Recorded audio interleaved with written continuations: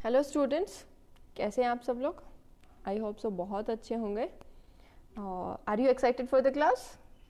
मे भी आप लोग नहीं जानते होंगे, बट मैं आप लोग को बता दूं, मेरा नाम है प्रिया और मैं एक्सपर्ट हूँ साइंस, मैथमेटिक्स एंड इंग्लिश के अंदर। तो आप लोगों को एक इंटरेस्टिंग वे में मैं टीच करने वाली हूँ आज साइंस का एक टॉपिक जो है हमारा ब्रेन।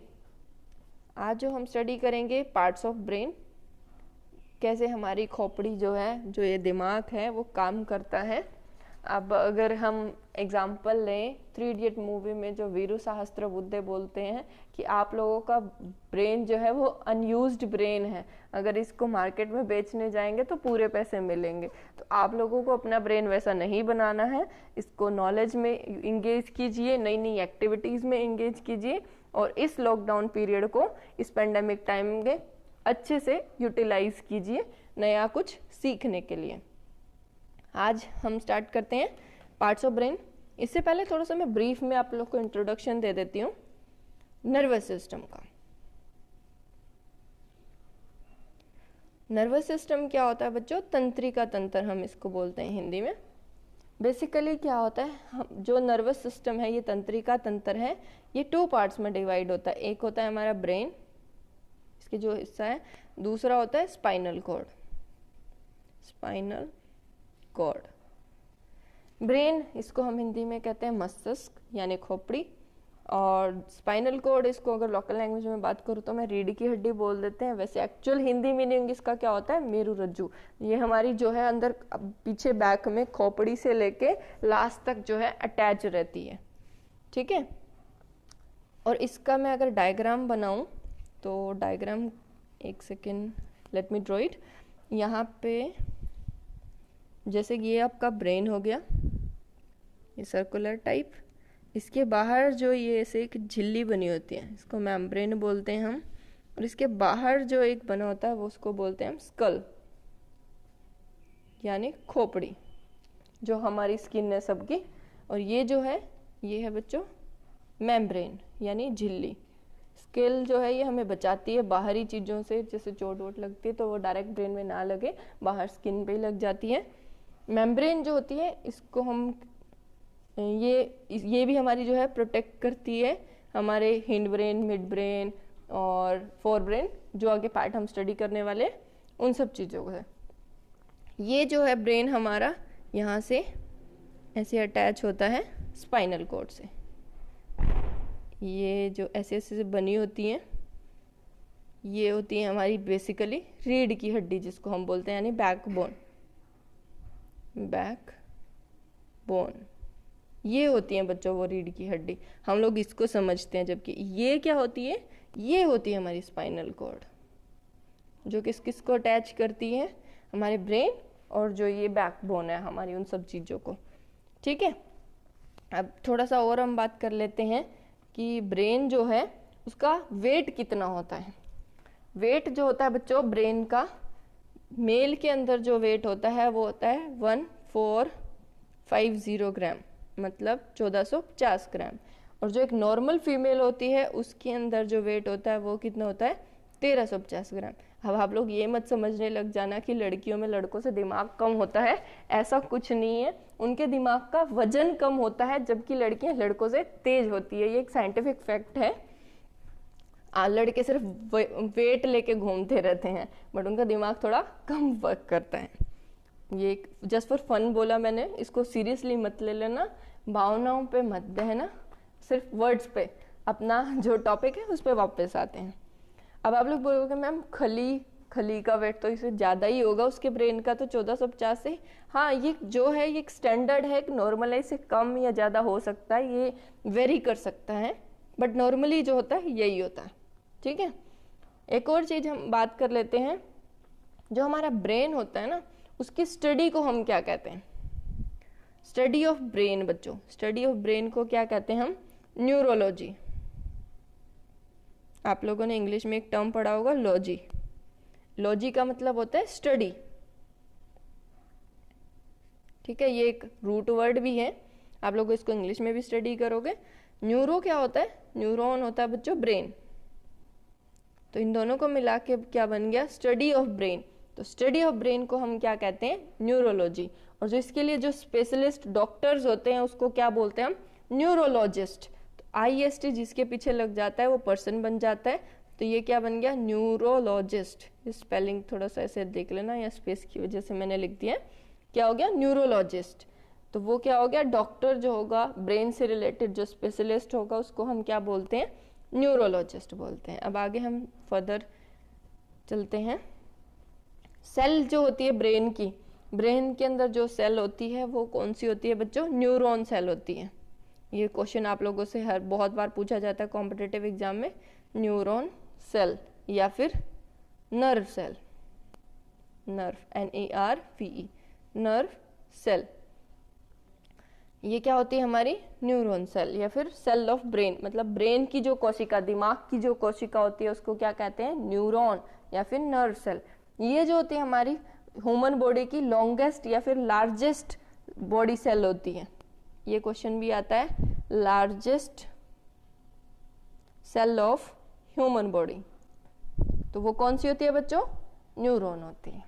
ठीक है, अब वैसे तो ये बहुत बड़ा टॉपिक है, वास्ट टॉपिक है, इसके लिए अच्छे से टाइम चाहिए, तो अब हम इसको डिस्कस कर लेते हैं कि पार्ट्स ऑफ ब्रेन क्या होते हैं। ठीक है, ये एक पॉजिटिव थॉट अगर आप लोग पढ़ना चाहें, इसके अंदर क्या है, हमें किसी भी बैड सिचुएशन में जो है हमेशा पॉजिटिव रहना चाहिए, कभी भी नेगेटिव नहीं होना चाहिए। इवन क्या होता है, खराब घड़ी होती है वो भी दिन में 2 बार सही समय बताती है, तो आप लोगों को भी उस सिचुएशन को उसी तरीके से लेना है कि गलत टाइम आप लोगों का चल रहा है, बट आप लोगों को यूटिलाइज करना है, उसको अच्छे से यूज करना है। ठीक है, अब बात करते हैं हम पार्ट्स ऑफ ब्रेन की। ठीक है बच्चों, पार्ट्स ऑफ ब्रेन में बात करते हैं हम, 3 तरीके के होते हैं, 3 टाइप्स के होते हैं। जो ये पहले वाला आगे वाला जो हिस्सा होता है इसको कहते हैं हम फोर ब्रेन, इसको हिंदी में कहते हैं हम अग्र मस्तिष्क, यानी आगे वाला हिस्सा, आगे वाला भाग। ठीक है, सेकंड जो ये ग्रीन पार्ट आपको दिख रहा है इसको कहते हैं बच्चों मिड ब्रेन, मध्य मस्तिष्क जिसको हम कहते हैं। ये हो गया हमारा अग्र मस्तिष्क, ये हो गया मध्य मस्तिष्क, और जो ये लास्ट वाला पार्ट है यहाँ से ये हो गया हमारा पश्च मस्तिष्क, यानी हमारी जो खोपड़ी है यहाँ फोरहेड यानी माथा से स्टार्ट करके जो आगे वाला हिस्सा वो क्या हो गया फोर ब्रेन, जो मिडल में आता है वो हो गया मिड ब्रेन, और जो लास्ट वाला पार्ट है नीचे स्पाइनल कॉर्ड से अटैच उसको क्या कहते हैं, हिंड ब्रेन। तो ये आपके तीनों पार्ट हो गए। अब हम इनको 1 बाय 1 डिस्कस करते हैं। ठीक है बच्चों, आई होप सो आप लोगों को क्लियर हो गए होंगे यहाँ अच्छे से। ठीक है, तो सबसे पहले हम स्टार्ट करते हैं, एक सेकेंड,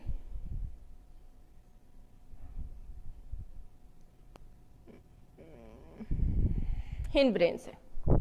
ठीक है, हिंड ब्रेन जो है आप लोग का पश्च मस्तिष्क यानी पीछे वाला हिस्सा। अब इस डायग्राम में अगर हम अच्छे से देखें तो हिंड ब्रेन कहाँ था हमारा, ये वाला हिस्सा था। ठीक है, ये हमारी स्पाइनल कॉर्ड है बच्चों, यहाँ से ऐसे ऐसे अटैच होके यहाँ रिब्स जाती हैं, बैक बोन होती है हमारी रीढ़ की हड्डियाँ। तो यहाँ पे जो ये वाला हिस्सा दिख रहा है, एक तो है पोन्स, सेकेंड है मेडुला, और थर्ड है यहाँ पे सेरेबेलम। ठीक है, तो ये तीनों पोर्शन किसके अंदर आते हैं, हिंड ब्रेन के अंदर यानी पश्च मस्तिष्क के अंदर आते हैं। तो ये हमारा पीछे वाला हिस्सा हो गया। अब हम इसको 1 बाय 1 डिस्कस करते हैं। सबसे पहले बात करते हैं हम सेरेबेलम की।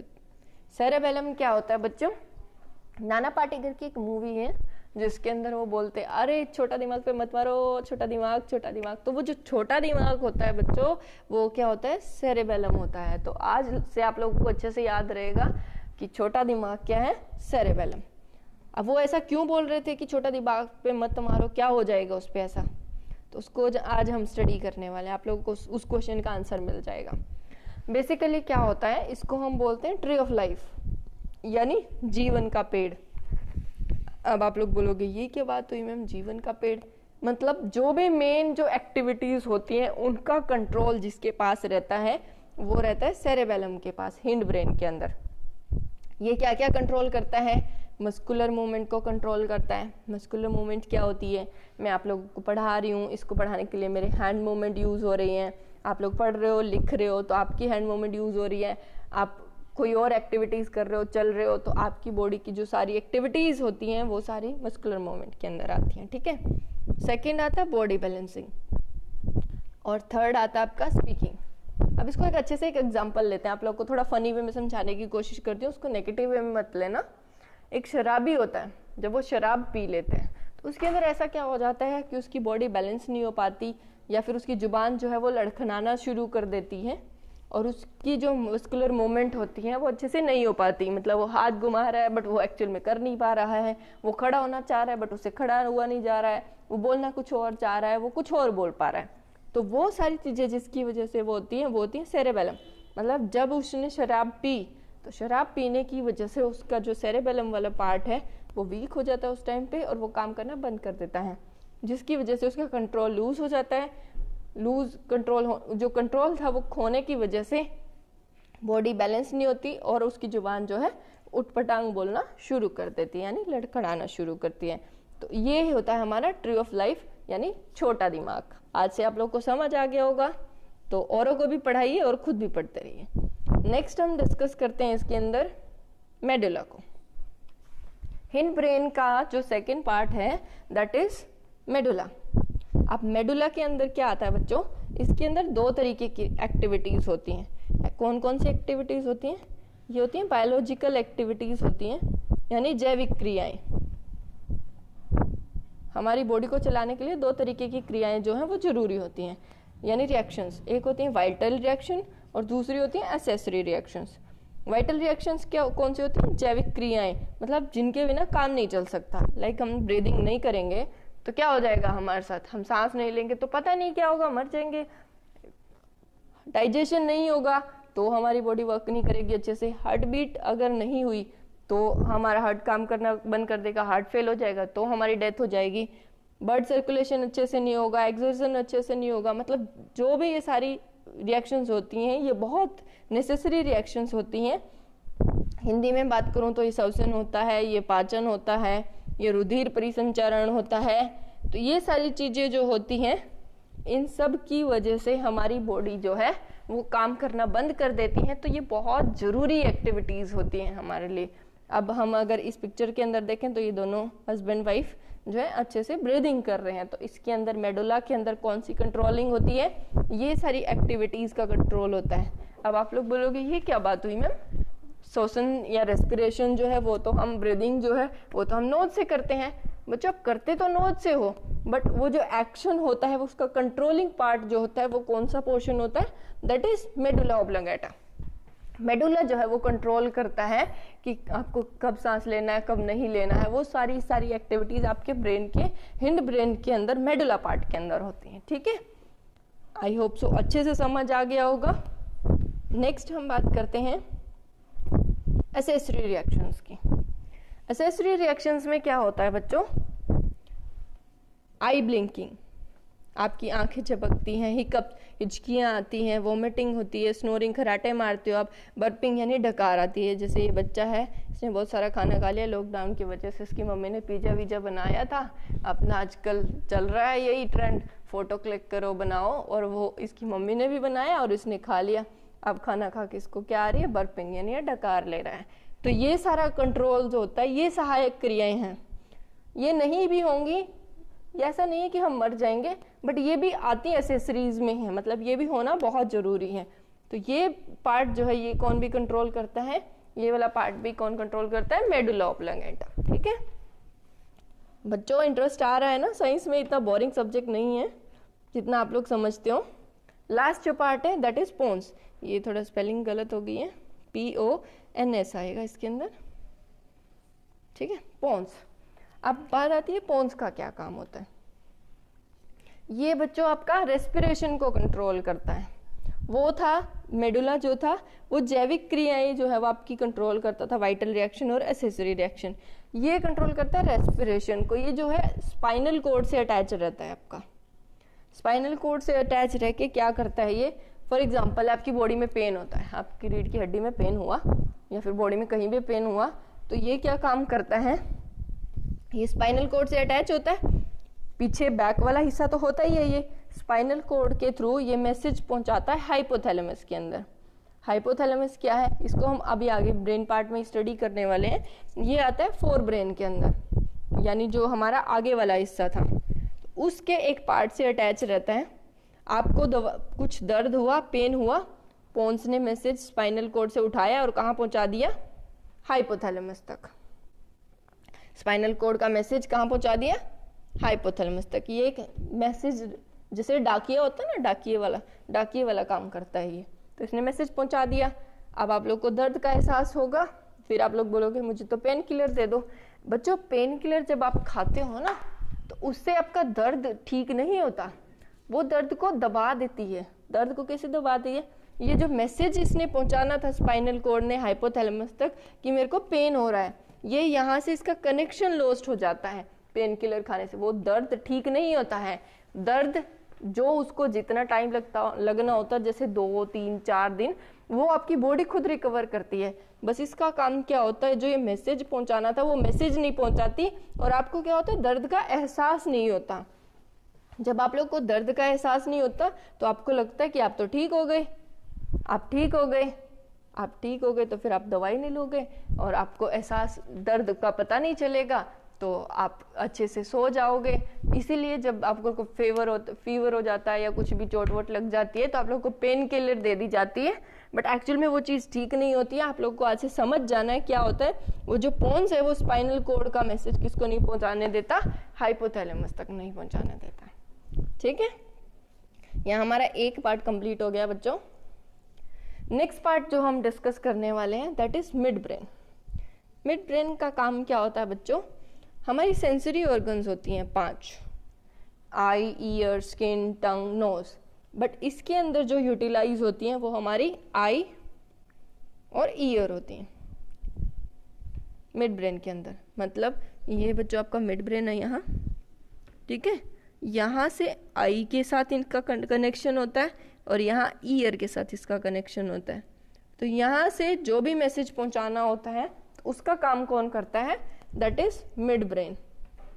यानी कि आपकी आंखें जो देखने का काम कर रही हैं, आपके कान जो सुनने का काम कर रहे हैं, वो सारी एक्टिविटीज का कंट्रोल किसके अंदर रहता है, मिड ब्रेन के अंदर रहता है। ठीक है, अब हम डिस्कस करते हैं, एक लास्ट पार्ट बच गया हमारे पास, that is forebrain. Forebrain के अंदर बच्चों हमारे 3 पार्ट्स आते हैं, थैलेमस, हाइपोथैलेमस एंड सेरेब्रम। यानी जो हमारा आगे वाला हिस्सा जो था उसके 3 हिस्से होते हैं। अब हम इसको 1 बाय 1 डिस्कस करते हैं। पहले हम बात करते हैं थैलेमस से। थैलेमस के अंदर क्या होता है, हमारी वैसे 5 सेंसेस थी, हमने पढ़ा अभी 3, हम जिसमें से 2 हमारी किसके साथ अटैच थी, मिड ब्रेन के साथ। आप कौन कौन सी बच गई हैं, स्किन, टंग और नोज। आप जो स्किन से रिलेटेड रिएक्शंस होगी, यानी ठंडा गर्म का जो एहसास है उसका जो कंट्रोल है वो किसके पास रहता है बच्चों, थैलेमस के पास रहता है। जीभ, यानी आप जो खाते हो, खट्टा मीठा कैसा आपको फील हो रहा है, उसका सारा कंट्रोल भी किसके पास रहता है, थैलेमस के पास। आपकी नोज, आपको स्मेल आ रही है, फ्रेग्रेंस आ रही है, खुशबू आ रही है, उन सब सारी चीज़ों का कंट्रोल किसके पास रहता है, थैलेमस के पास रहता है। ठीक है, 2 सेंसरी ऑर्गन हमने किसके पास पढ़ी हैं, मिड ब्रेन के साथ। कौन कौन सी पढ़ी थी, आई और ईयर, यानी कि आंख और कान का कंट्रोल। बाकी जो हमारी त्वचा, जीभ और नाक का कंट्रोल है वो किसके पास रहता है, फोर ब्रेन यानी थैलेमस के पास रहता है। ठीक है, नेक्स्ट हम बात करते हैं हाइपोथैलेमस।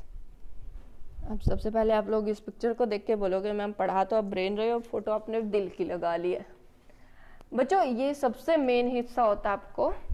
अब इस आज से आप लोग क्या सीखने वाले हो, हाइपोथैलेमस। हाइपोथैलेमस क्या है, इसके अंदर आपको किस किस चीज का एहसास होता है, लव यानी प्यार, गुस्सा, हंगर भूख, क्रश, थ्रस्ट प्यास, सैडनेस दुखी, हैप्पीनेस खुशी, मूडी, इंटरेस्ट, किसी भी चीज को लेके जो आपका इंटरेस्ट रहता है वो सारा का सारा किसके अंदर कंट्रोल होता है, hypothalamus.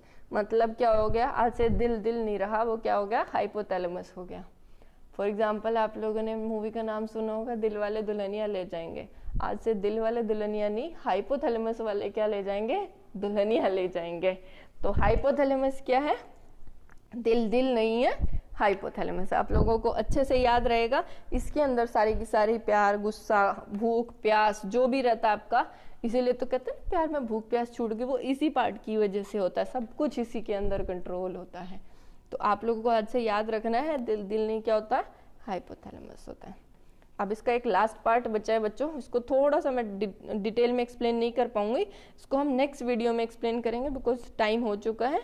So thank you so much.